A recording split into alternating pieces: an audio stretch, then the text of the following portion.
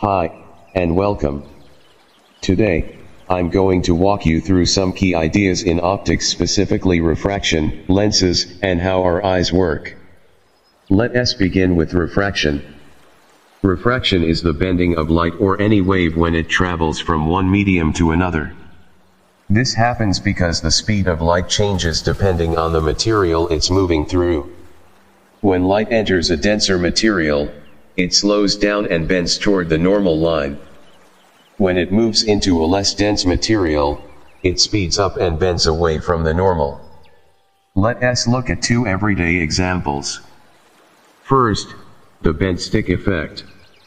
When you put a stick in water, it appears to be bent at the surface.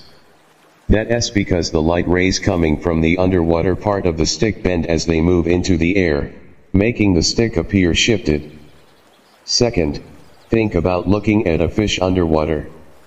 The light rays from the fish bend as they exit the water, which makes the fish look like it's in a different place. This is a form of visual distortion.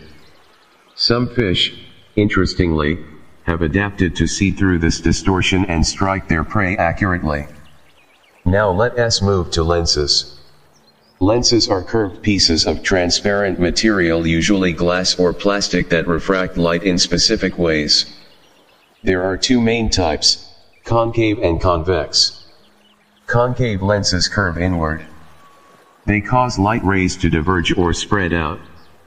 These are used in eyeglasses for nearsighted people, those who can see nearby objects clearly but struggle with distant ones. Convex lenses curve outward. They cause light rays to converge or come together.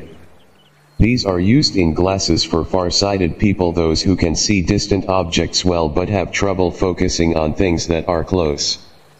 When light from a distant object enters the eye, the rays are roughly parallel.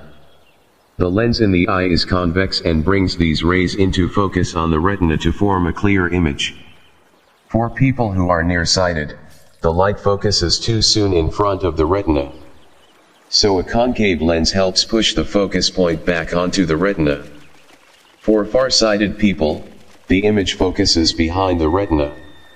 A convex lens helps bring the rays together sooner, forming a sharp image where it should be.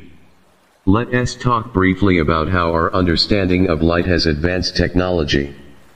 Before we had optical tools, we could only observe what we could see with our unaided eyes.